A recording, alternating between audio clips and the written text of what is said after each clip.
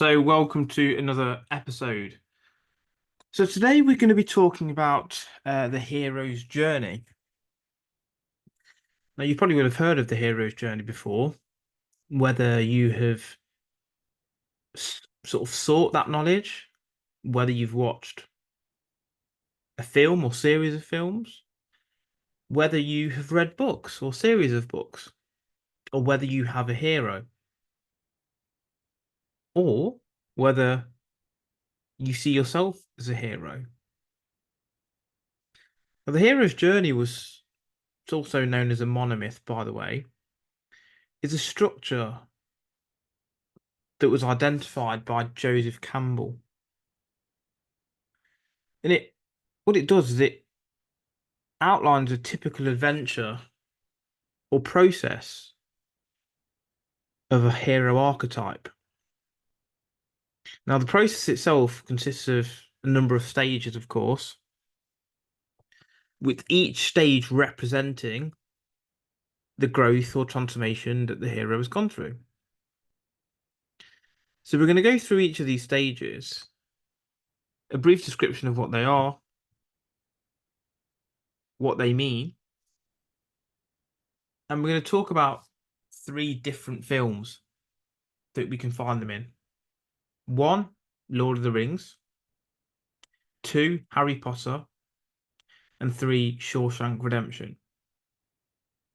Now, the reason that we're doing three is so that we can see how it extrapolates across stories, different stories, and also so that you can try and guess what parts you think each part of the archetype structure that is the hero's journey is detailed within each film.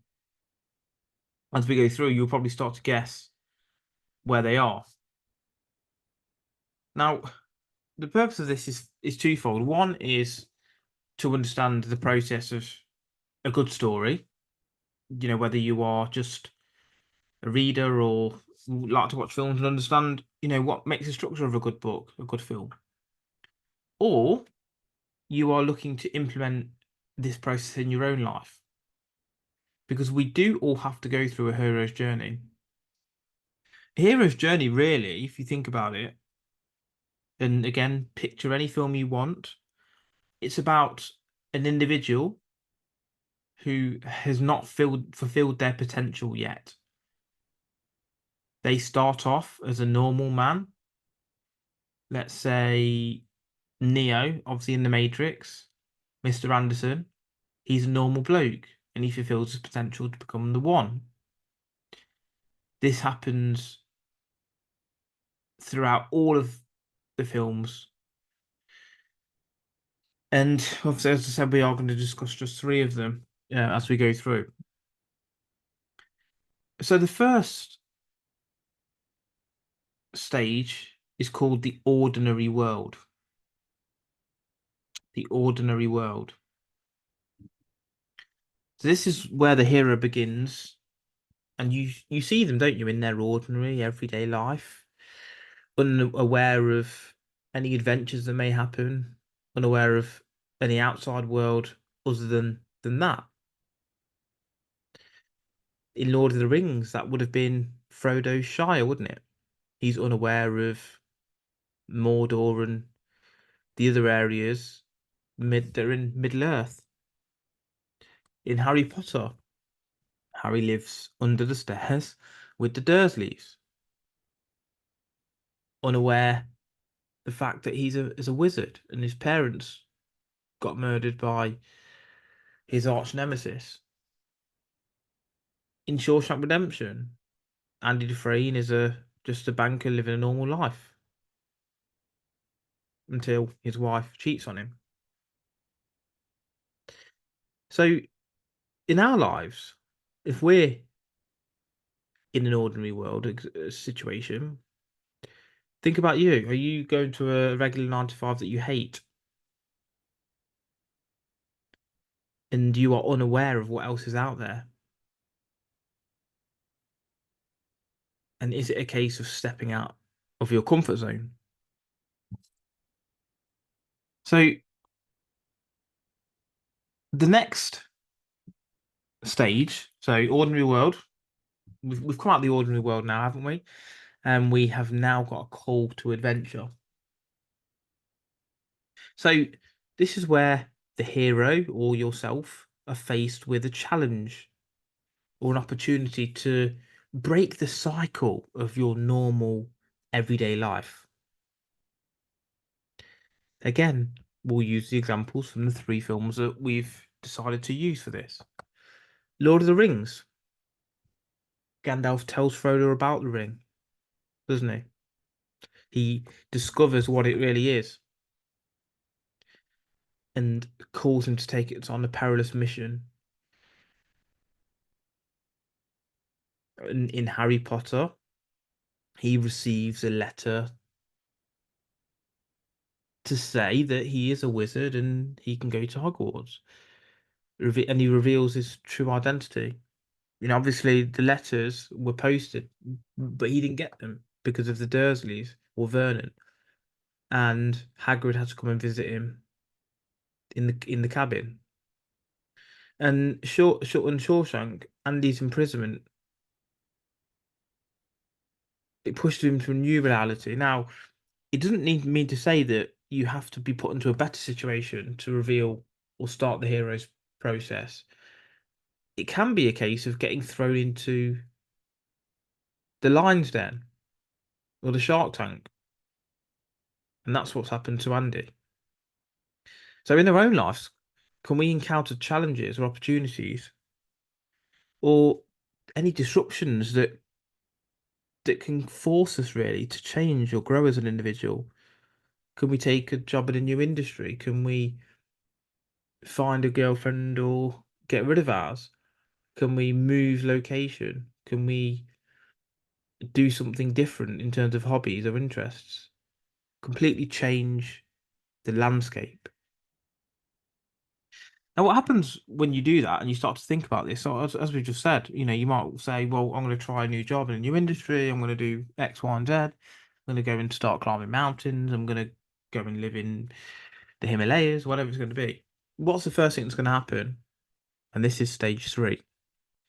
It's going to be a refusal of the call, and this is where you initially refuse because you have fears about the unknown and you doubt your ability and you seek the comfort of the mundane, simple life that you have, the ordinary world. Okay, so that's stage 1, isn't it? The ordinary world. You're scared to leave the ordinary world, even though you can see some merits of getting out of it. Lord of the Rings. Frodo's reluctant to leave the Shire, isn't he? He loves it there, and he fears the dangers ahead. In Harry Potter, he is skeptical of his magical identity, isn't he? He's like, me? No, not me. I'm just Harry. Okay. Shawshank Redemption. He he struggles to adapt, and he questions his ability to actually survive there. He had a tough time of it, didn't he, initially, Andy? And he had to go through that journey. Because in our lives, what we tend to do is we might resist change due to fear, a form of self-doubt, or we want to remain in our comfort zone. It's easy. Life is easy in your comfort zone, which is why it's called the comfort zone. So we've had the refusal to call, we've had the call to adventure, and we've come from the ordinary world. Because we've refused to call, what tends to happen is that we meet a mentor, and that's stage 4, is meeting the mentor.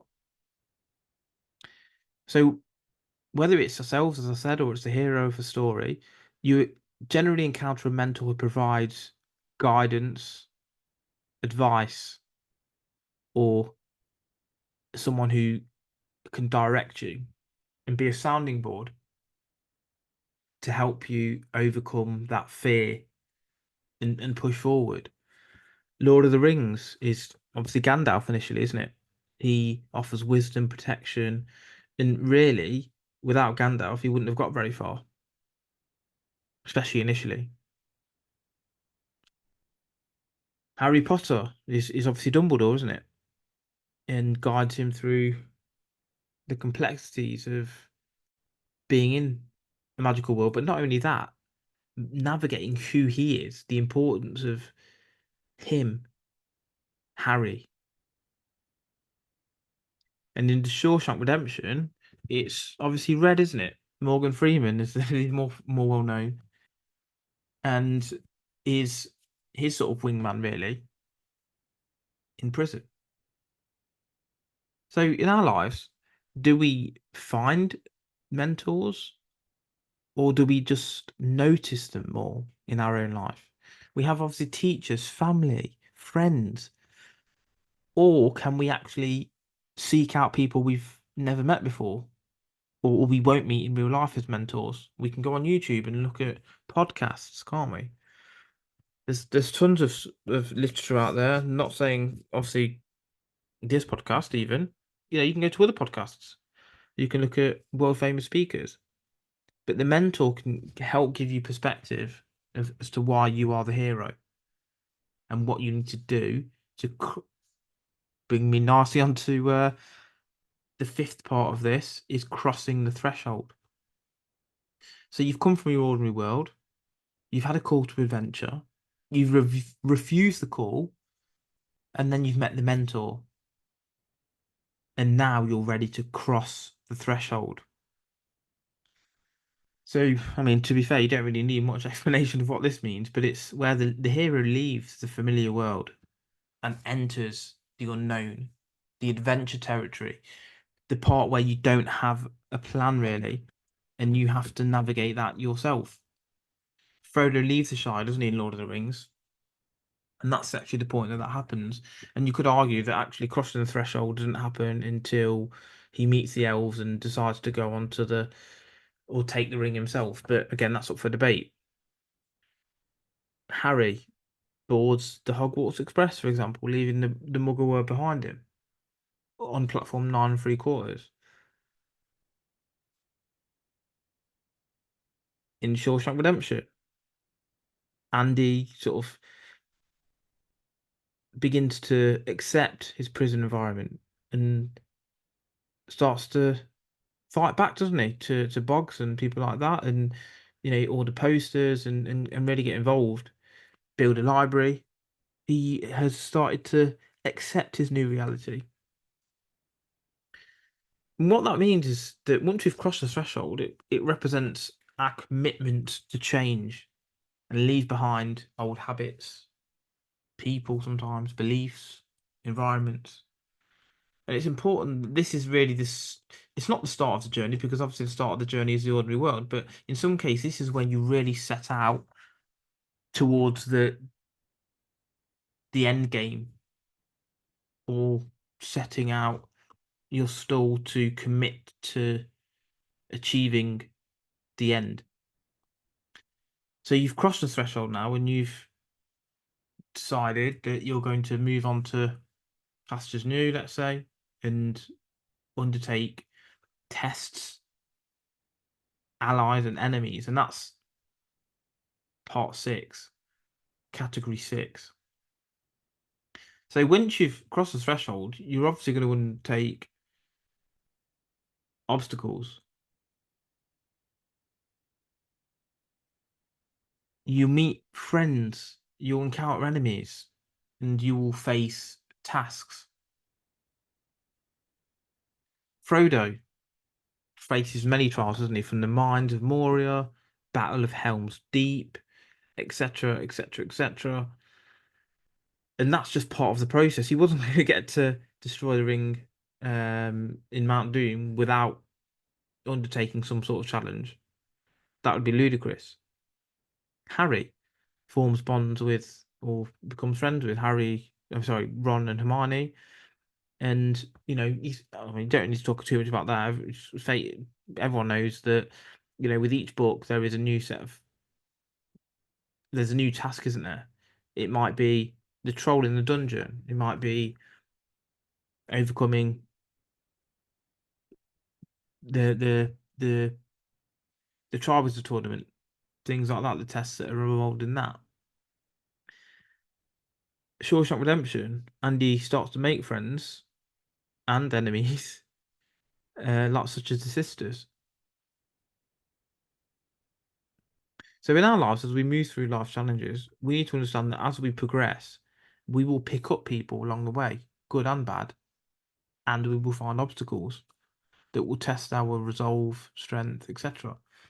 As the Stoics say, the obstacle is the way.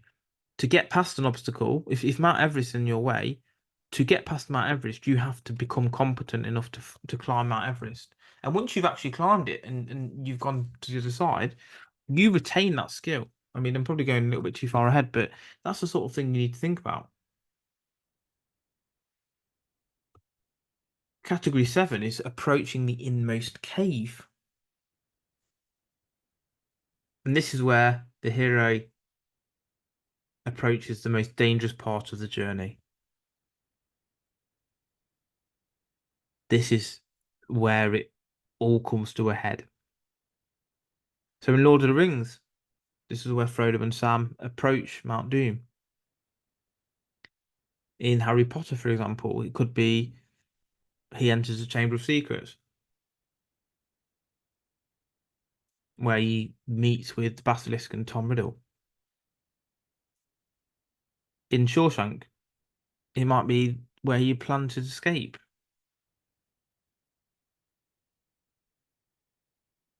In our lives, we need to face our deepest fears and face them head on, the most dangerous and challenging parts of the journey, where the stakes are the highest.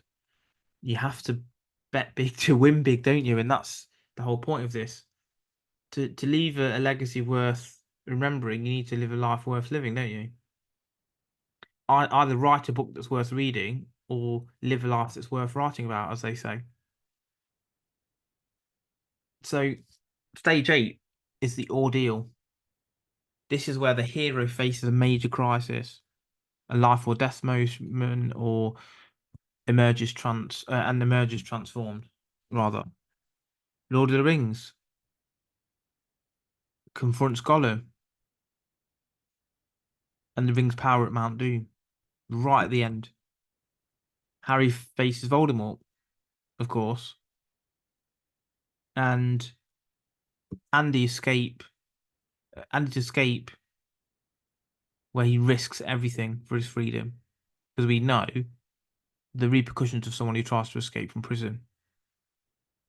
The ordeal was really the climax of our journey, where we confront our biggest challenge, and we know that there's no turning back at that point. So, part 9 is the reward, seizing the sword.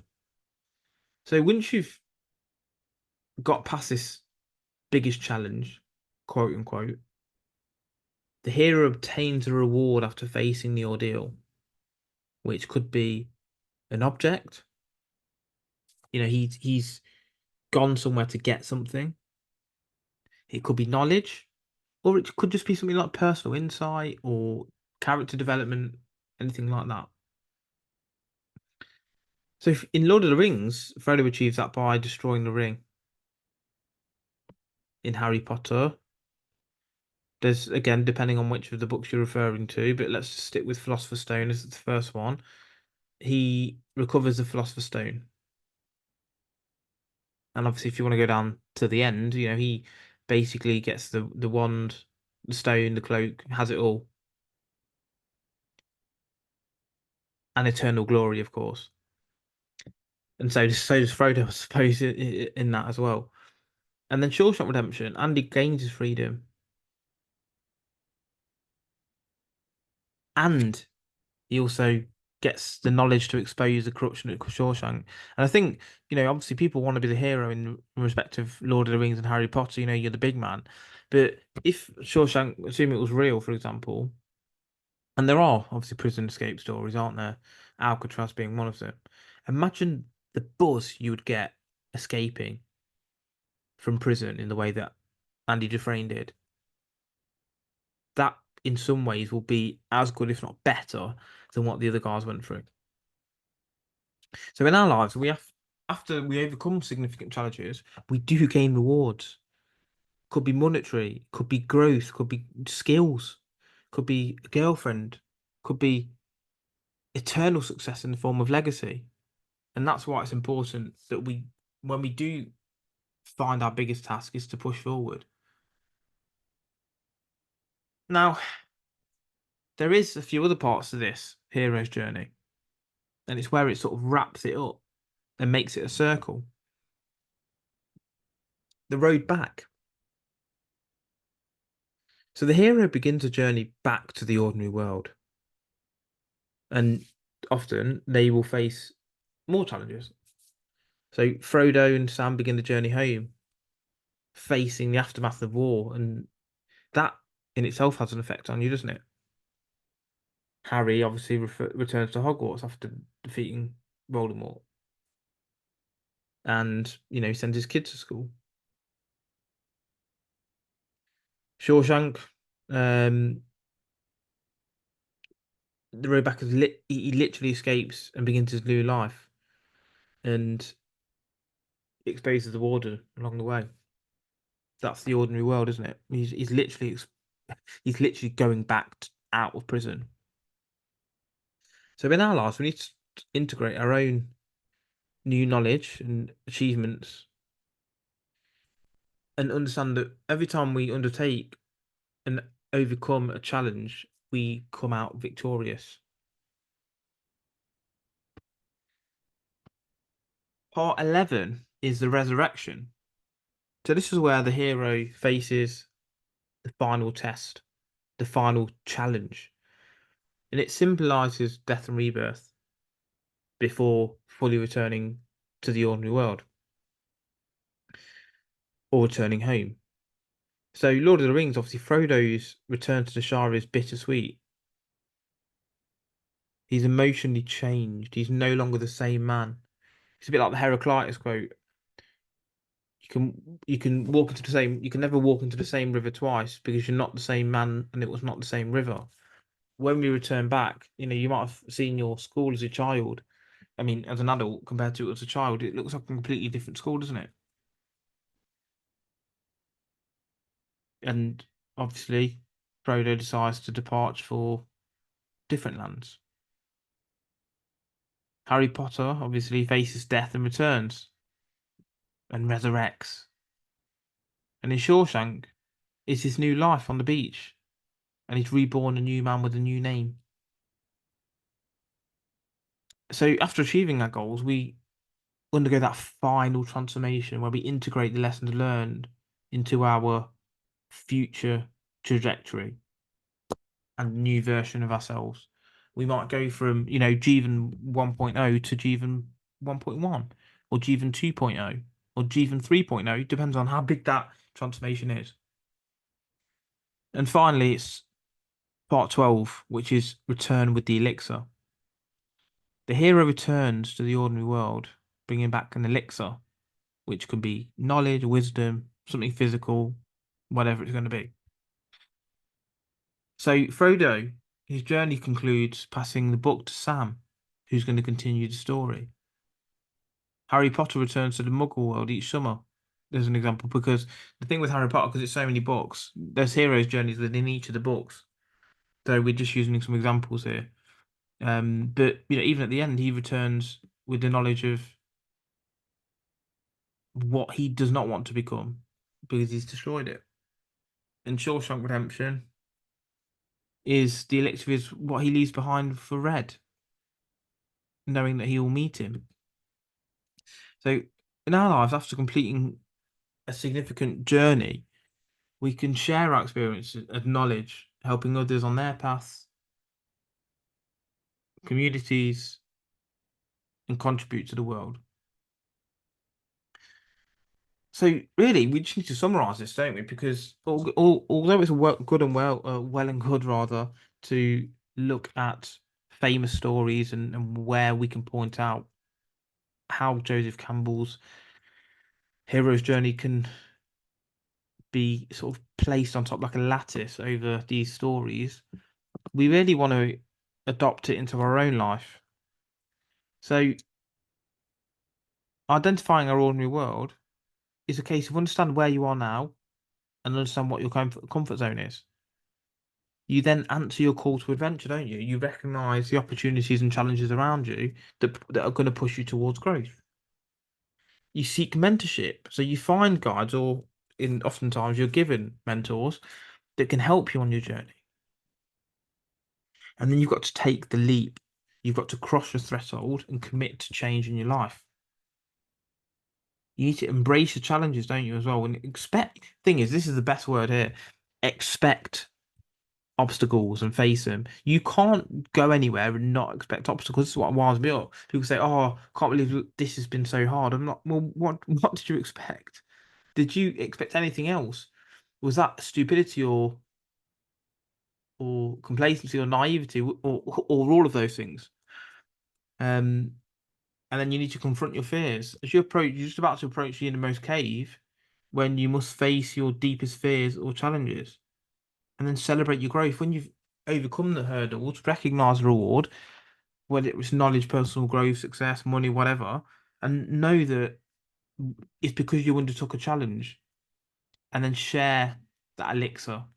Use what you've learned to help others, family, friends, students, clients, customers, whatever.